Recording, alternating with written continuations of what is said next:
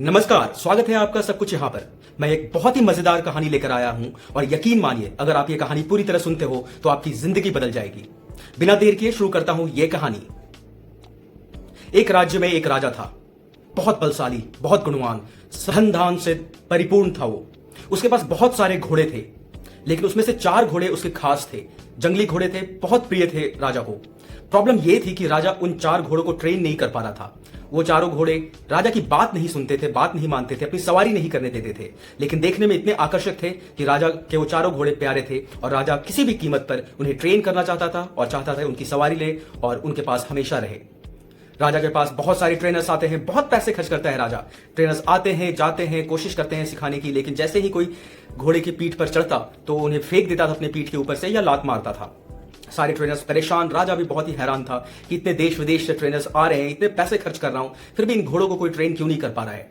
Finally थक हार कर राजा अपने राज्य में अनाउंस करवाता है कि जो कोई भी मेरे इन 4 घोड़ों को ट्रेन कर देगा ताकि मैं इनकी सवारी ले सकूं, उसे मैं मुंह मांगा इनाम दूंगा। ये खबर फैलती गई। फिर किसी दूर गांव से एक नौजवान आता है, वो कहता है मैं इन्हें जरूर ट्रेन करूंगा राजा साहब। राजा कहते हैं बहुत अच्छी बात है, बहुत लोग आए, बहुत लोगों ने वादा किया, लेकिन कोई कर नहीं पाए। मेरी बस एक शर्त है। राजा कहते हैं मेरी बस एक शर्त है इस नौजवान से कि तुम इन घोड़ों को मारपीट से नहीं ट्रेन करोगे, क्योंकि मेरे बहुत ही प्रिय हैं और इनको कोई कष्ट नहीं होना चाहिए।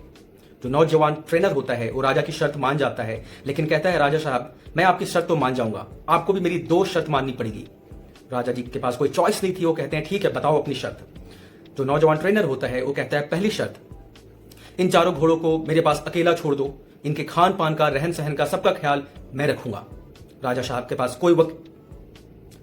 पास कोई विकल्प नहीं था। वो ये दोनों शर्तें मान जाते हैं, कहते हैं आज से तुम इन्हें अकेले ट्रेन करोगे और इनके खान पान, रहन सहन का तुम ही ध्यान रखोगे। ये बात हो जाती है। अगले दिन नौजवान ट्रेनर आता है, 4 घोड़ों को दूर एक गांव में लेकर जाता है, बाड़े में, और वहां पर अपनी ट्रेनिंग स्टार्ट कर देता है। सबसे पहले क्या करता है वो नौजवान ट्रेनर, 4 घोड़ों को खुला छोड़ देता है। 4 घोड़े भागने लगते हैं, साथ साथ ये भी भागता है उनके साथ। भागते भागते सब थक जाते हैं, घोड़ा भी थक जाता है, नौजवान ट्रेनर भी थक जाता है।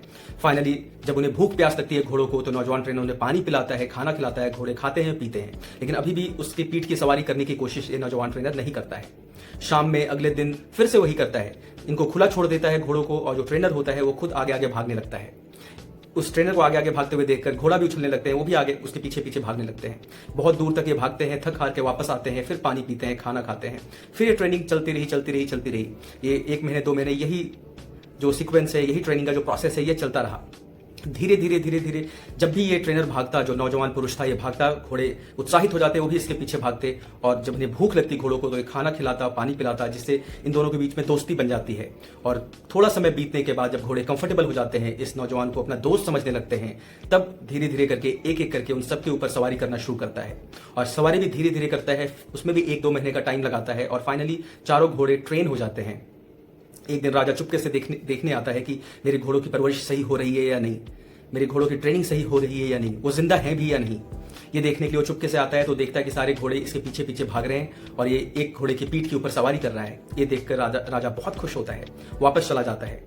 अगले दिन नौजवान पुरुष खबर भिजवाता है कि आपके घोड़े रेडी हैं, आप इन्हें ले जाओ। राजा सबके साथ आता है, पूछता है तुमने ये कैसे किया। राजा प्रशंसा करता है उसके ट्रेनिंग प्रोसेस की, क्योंकि नौजवान पुरुष है जो बताता है कि मैंने सबसे पहले मैंने इन्हें आज़ादी दी जिनके ये हकदार हैं, फिर इनके साथ खेला, समय व्यतीत किया, भूख प्यास में इनकी परवरिश की, खाना खिलाया, और जब ये कंफर्टेबल हो गए, जब इन्हें लगा कि मैं इनका दोस्त हूं, तब मैं इनकी सवारी करी।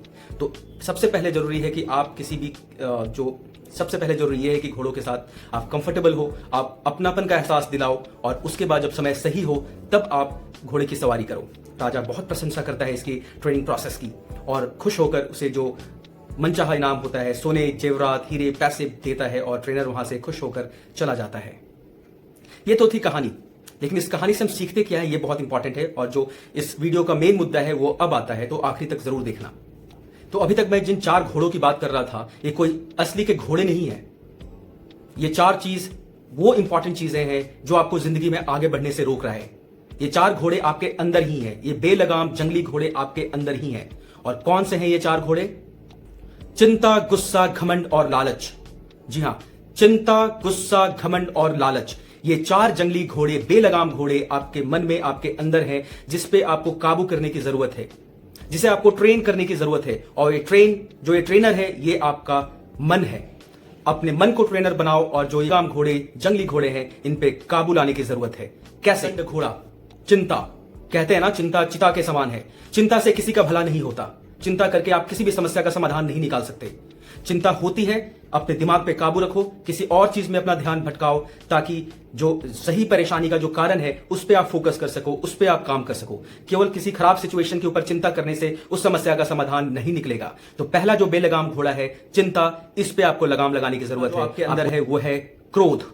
क्रोध से किसका भला हुआ है? मैं ये नहीं कह रहा कि कभी भी क्रोध नहीं करना चाहिए, लेकिन क्रोध कब, कितना और किस पे करना चाहिए, इस पे नियंत्रण होना चाहिए आपका। कभी कभी सिचुएशन ऐसा होता है कि दुनिया को समझाने के लिए क्रोध करना जरूरी है। जब अत्याचार हो तो क्रोध होना चाहिए, लेकिन समय और किस इंटेंसिटी के साथ आप क्रोध कर रहे हो वो बहुत इंपॉर्टेंट है। ये आपके कंट्रोल में होना चाहिए। बेवजह क्रोध करना आपको नुकसान पहुंचाता है। ये एक बेलगाम घोड़ा है जो आपको जिंदगी में कभी आगे नहीं बढ़ने देगा। तीसरा उदंड घोड़ा, लालच। सबसे ज्यादा ये उदंड घोड़ा सबके अंदर होता है। लालच से किसी का भला नहीं होता। आपको ऐसा लगता है कि आप किसी के धन को पालोगे तो आपकी जिंदगी संवर जाएगी, लेकिन कर्मा सब देख रहा है। एक बहुत ही अच्छा श्लोक है संस्कृत में, मातृवत परदारेषु परद्रोषु लोष्ठवत आत्मभवत सर्वभूतेषु यह पश्यति स पश्यति। अर्थात दूसरे की स्त्री को मां समान और दूसरे के धन को मिट्टी समान जो देखता है वही सर्वश्रेष्ठ है।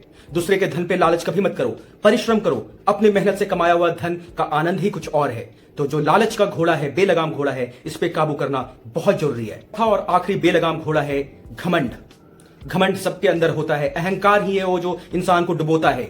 मैं शक्तिशाली हूं, मैं पैसे वाला हूं, मैं बड़ा हूं, मैं इसका नुकसान पहुंचा सकता हूं, तो मेरे पास घमंड है।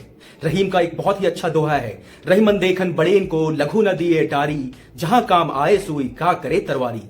कहते हैं ना कि तलवार बहुत ही शक्तिशाली है, बहुत ही बड़ा है, सुई बिल्कुल शून्य समान है, छोटा है, कुछ नहीं कर सकता। लेकिन जब आपको अपने कपड़े में रफू लगाने की जरूरत होती है ना, तो सुई काम आता है, तलवार नहीं। ठीक उसी तरह हर किसी की अपनी अहमियत है। कोई किसी से बड़ा, कोई किसी से छोटा नहीं है। सब समय का खेल है।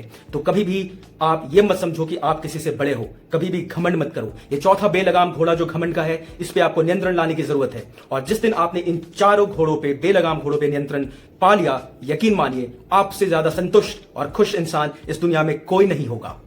धन्यवाद। अगर आपको ये वीडियो पसंद आया तो प्लीज अपने दोस्तों और फैमिली के साथ शेयर करें। And if you haven't subscribe to my channel yet, please do subscribe. Thank you so much. नमस्कार।